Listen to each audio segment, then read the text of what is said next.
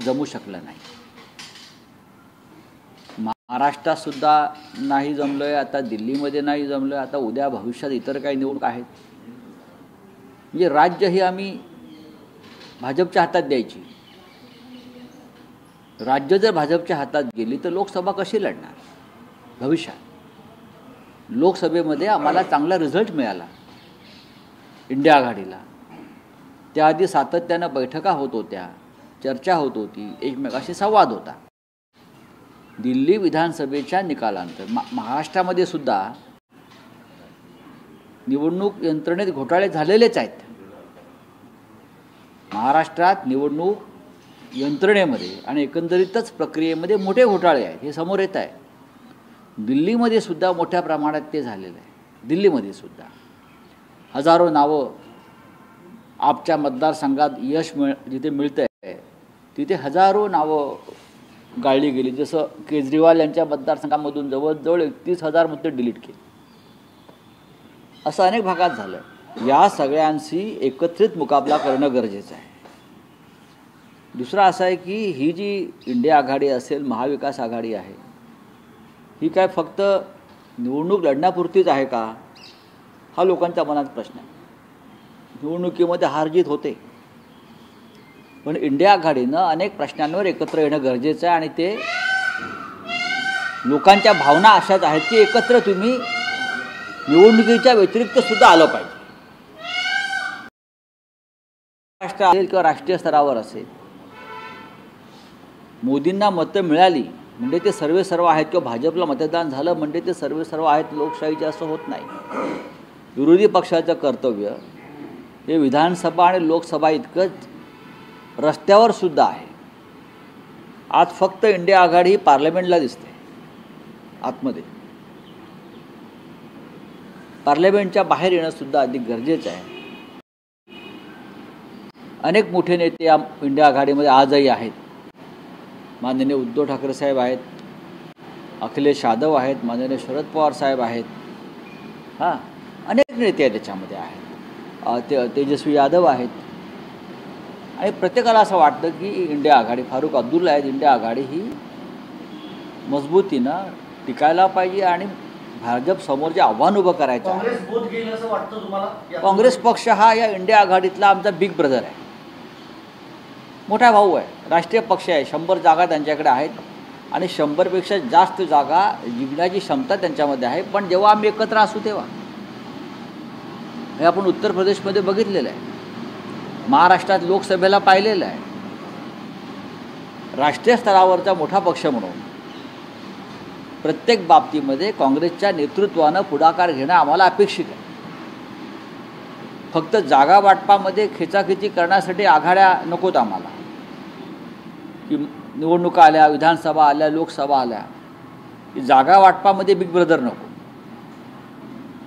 Big ब्रदरचं काम हे समन्वयाचं आहे, फक्त जागा वाटपामध्ये मोठा वाटा मिळवण्याचा नाही.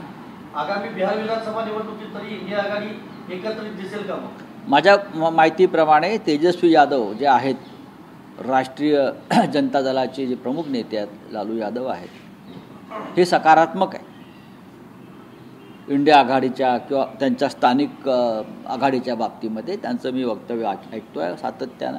अखिलेश यादव सकारात्मक आहेत, इतर आमच्यासारखे पक्ष सकारात्मक आहेत. कारण आम्ही लोकसभेला करून दाखवलं आहे.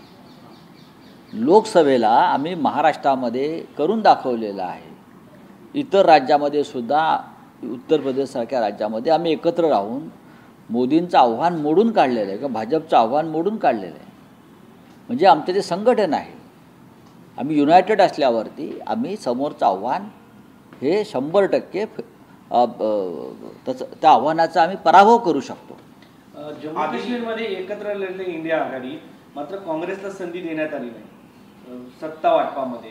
अशा परिस्थितीमध्ये एकीकडे उमर अब्दुल्ला बोलतात आणि सांगतात की इंडिया आघाडी एकत्र राहिली पाहिजे, मात्र जेव्हा सत्तेत वाटा देण्याचा प्रश्न येतो तेव्हा कुठेतरी मागे म्हणजे करणे द्यायला पाहिजे. प्रश्न असा आहे की जम्मू काश्मीरमध्ये राहुल गांधी यांनी भारत जोडो यात्रा काढली, त्याचा फायदा उमर अब्दुल्लांना झालेला आहे. भारत जोडो यात्रेची सांगता त्यांनी काश्मीरला केली, श्रीनगरला केली. आणि जम्मू आणि काश्मीर दोन्ही ठिकाणी त्यांच्या पदयात्रेला जो प्रचंड प्रतिसाद मिळाला त्याचा नक्कीच फायदा विधानसभेत उमर अब्दुल्लांना मिळालेला आहे. त्यावेळी अशा वेळेला काँग्रेस असेल किंवा नॅशनल कॉन्फरन्स असेल तर काँग्रेसच्या बाबतीत तिथे सामंजस्याची भूमिका घेणं उमर अब्दुल्लाचं काम आहे. त्या आज ते आम्हाला सांगतात सगळ्यांना की भांडा भांडा भांडा. तुम्ही जम्मू काश्मीरला भांडतच आहात. तुम्ही कुठे काँग्रेसला त्यांचा वाटा दिलेला आहे. राज्यातला प्रश्न आहे, आपत्ती व्यवस्थापनाच्या प्राधिकरणामध्ये अजित पवारांचा समावेश केलेला आहे, एकनाथ शिंदेचा समावेश केलेला नाही. आता असं आहे की तो शेवटी मुख्यमंत्र्यांचा अधिकार आहे. आपत्ती व्यवस्थापनामध्ये कदाचित अजित पवारांना जास्त ज्ञान असेल, कारण त्यांचे जे काका आहेत माननीय शरद पवार साहेब हे राष्ट्रीय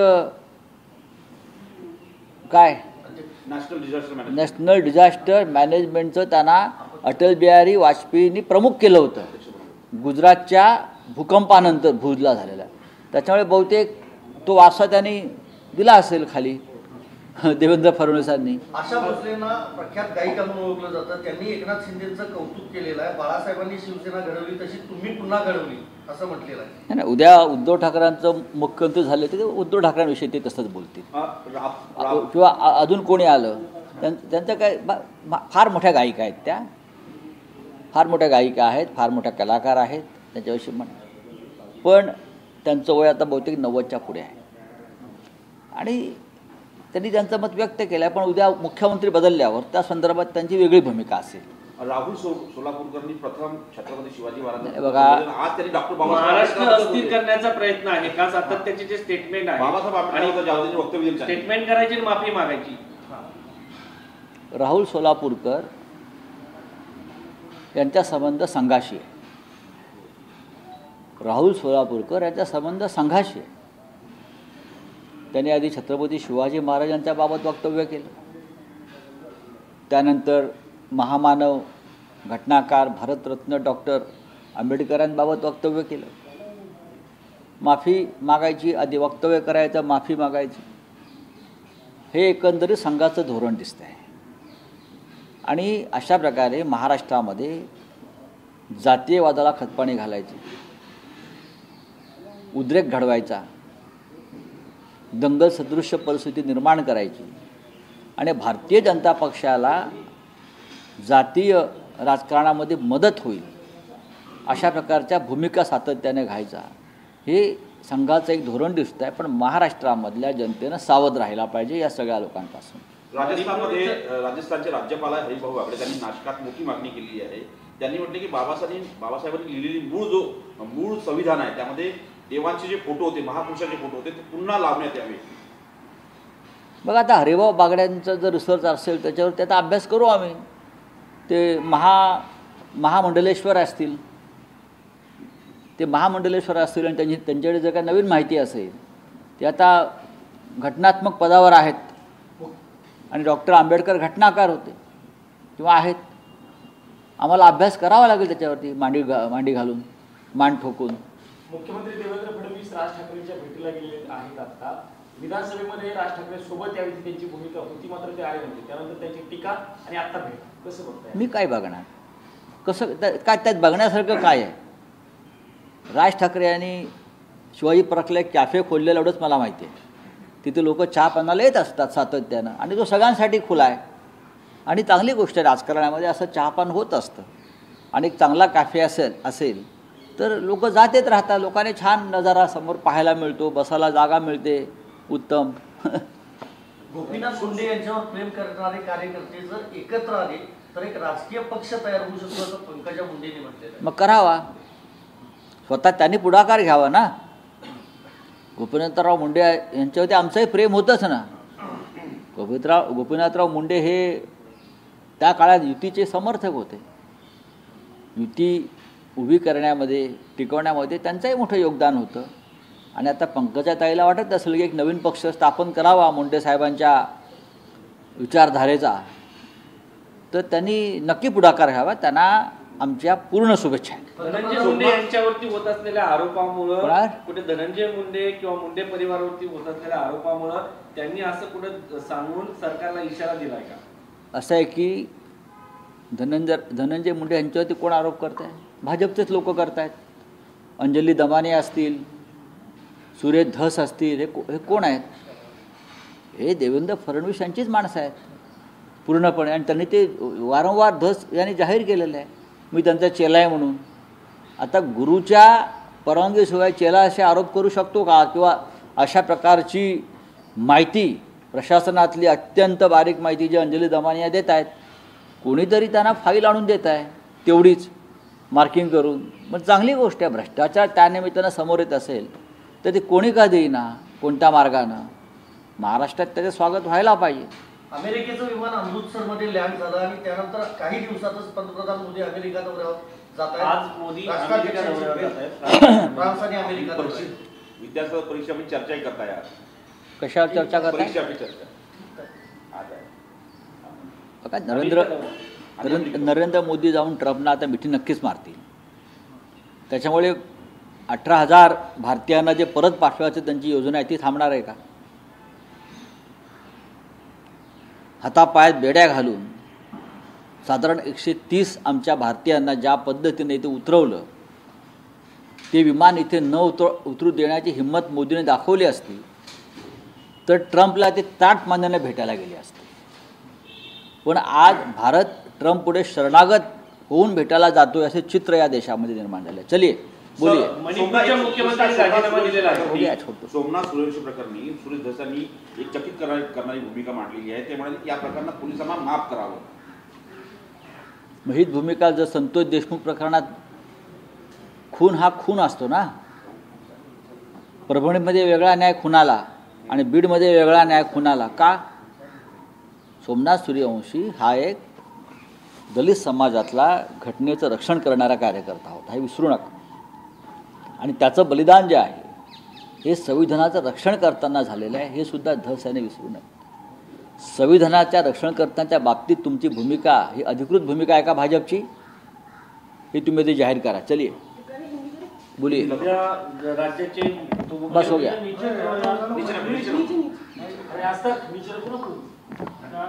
बोलिए.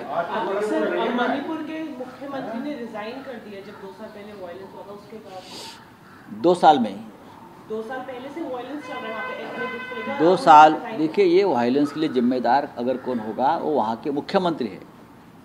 उनके जो ऑडियो वायरल हुए हैं वो आपने देखा होगा कि वो किसी को बता रहे हैं कि कैसे मैंने यहाँ दंगा फैलाया, कैसे यहाँ मैंने लोगों में फूट डाली, कैसे आप मणिपुर का विभाजन की तरफ जा रहे हैं. ये मुख्यमंत्री है और ये प्रूव हुआ है कि आवाज़ मुख्यमंत्री की है. और मुख्यमंत्री के खिलाफ अविश्वास प्रस्ताव लाने की तैयारी चल रही थी. तो उससे पहले बीजेपी को लगा कि अब बेहतर है कि उनका इस्तीफ़ा ले ले. लेकिन 2 साल में जितने लोगों की वहाँ हत्याएं हुई है, जान माल का नुकसान हुआ है, हाँ, अब तक प्रधानमंत्री वहाँ नहीं जा सके. तो जो हत्या हुई है उसके लिए जिम्मेदार ये वहाँ के आज के मुख्यमंत्री जो रिज़ाइन दिया है वो मुख्यमंत्री है. उनके ऊपर मनुष्यवध का मुकदमा चलना चाहिए, सदोष मनुष्यवध का. मुख्यमंत्री होते हुए आपने इतने लोगों की जान ली है, ये आपकी जिम्मेदारी नहीं है. आप इस्तीफा देकर क्या करोगे? सर, महाकुंभ में जो लोग जा रहे हैं उनको कई किलोमीटर तक उनको जाम का सामना करना पड़ रहा है इस समय, और वहाँ के प्रशासन और उसको लेकर के क्या कहेंगे? देखिए, लाखों करोड़ों लोग जा रहे हैं, अब उनको रोक तो नहीं सकते, जा रहे हैं ना. योगी जी ने निमंत्रण दिया है ना, आइए, लाखों की संख्या में आइए, करोड़ों की संख्या में आइए, आपकी पूरी व्यवस्था हमने कर ली है. ये निमंत्रण किसका है? योगी जी का है. कि जिम्मेदारी किसकी है? योगी जी की है. भगदड़ में लोग मारे गए, हाँ, स्टैम्पेड हो गया, जिम्मेदारी किसकी है? सरकार की है. फिर भी लोग जा रहे हैं. आपने निमंत्रण, शादी में कोई बिना निमंत्रण दिया जाता है क्या? तो आपका निमंत्रण है सरकार का, तो आपकी व्यवस्था होनी चाहिए वहाँ. अगर व्यवस्था नहीं है तो जनता ने जाकर योगी जी को सवाल पूछना चाहिए. सर, एक बड़ा सवाल सामना में जो लेख छपा है कि 15 सीटों पर आपकी हार में कांग्रेस का योगदान रहा है. हरियाणा में भी यही हुआ है. सर, तो आपको क्या लगता है इससे इंडिया अलायंस का क्या? नहीं, इंडिया अलायंस की बात नहीं है. कांग्रेस हो, हम सब इंडिया अलायंस के साथीदार पार्टनर है. कांग्रेस हमारा बड़ा पार्टनर है. सीनियर पार्टनर है, राष्ट्रीय पार्टी है, राहुल जी हमारे नेता हैं। लेकिन हमारे जैसे जो लोग हैं जो महाराष्ट्र में सालों साल से अलायंस में या अखाड़े में काम करते हैं, उनको लगता है कि ये सबकी जिम्मेदारी होती है। खास करके जो बड़ा पार्टनर होता है उनकी जिम्मेदारी होती है कि सबको संभाल कर आगे लेकर जाइए। ये जिम्मेदारी आपकी भी थी, बैठकर बात करना चाहिए था। क्या हो गया, आपने सत्ता गंवाई और कांग्रेस को कुछ नहीं मिला। अगर दोनों बैठते, बातचीत होती, 2 कदम कोई आप वाले आगे पीछे करते या कांग्रेस वाले करते, तो शायद मुझे लगता है जिस तरह से बीजेपी को जीत मिली है वो नहीं मिलती। तो इसके पीछे आप क्या कारण मानते हैं, किसकी वजह से? सब लोग, everybody is responsible for this defeat. आप भी जितनी जिम्मेदार है उतनी कांग्रेस भी है। अहंकार नहीं होना चाहिए, ईगो नहीं होना चाहिए अलायंस की राजनीति में, ये हमारा कहना है। महाराष्ट्र में हमने 25 साल तक बीजेपी के साथ काम किया है। 25 साल एक अलायंस टिकना ही बड़ी बात है। अभी भी हम महाविकास अखाड़े में काम करते हैं, हमें मालूम है किस तरह से अखाड़े में या अलायंस में काम करना चाहिए। कांग्रेस को अपनी बड़ी भाई की जिम्मेदारी हमेशा बहुत ही संयम से निभानी चाहिए। क्या इंडिया अलायंस में नेतृत्व परिवर्तन की बात, जैसा कि ममता बनर्जी का नाम चल रहा है, आप भी सहमत हैं उसको लेकर? नहीं, उसका ऊपर कभी हमारी बात नहीं हो गई। जब हम एक साथ बैठेंगे इंडिया अलायंस की बैठक, तब उसका ऊपर कोई चर्चा करना चाहते हैं तो चर्चा होगी, उसमें नई बात क्या है। चर्चा है, डेमोक्रेसी है। बीजेपी में अगर डेमोक्रेसी नहीं है उसका मतलब ये नहीं कि इंडिया अखाड़े में नहीं है, इंडिया अलायंस में नहीं है। हमारे यहाँ डेमोक्रेसी, हम अपनी बात रख सकते हैं। उमर अब्दुल्ला जी ने एक बात रखी है ना, झगड़ते रहो, चर्चा होगी उसके ऊपर। तो क्या सब कुछ ठीक नहीं चल रहा है क्या सर इंडिया अलायंस, जिस तरीके से चुनावी रिजल्ट आ रहे हैं? देखिए महाराष्ट्र में क्या हुआ था, बीजेपी वाले कैसे जीत हासिल करते हैं ये सबको मालूम है, आपको भी मालूम है। ये क्या सीधे रास्ते से जीत नहीं हासिल की है ना, उसके पीछे क्या क्या काला कांडी करते हैं। हाँ, जादू मंत्र करते हैं, छू मंत्र करते हैं, वोटर लिस्ट में गड़बड़ी करते हैं, पैसा बांटते हैं, दारू बांटते हैं, चुनाव आयोग को दबाव में लाते हैं, तब ये जीत मिलती है। बीजेपी को बहुत कष्ट करना पड़ता है इसके लिए। हमारे जैसे सीधे लोग नहीं है, लोगों तक जाओ, पर्ची बांटो, भाषण करो, सभाएं ले।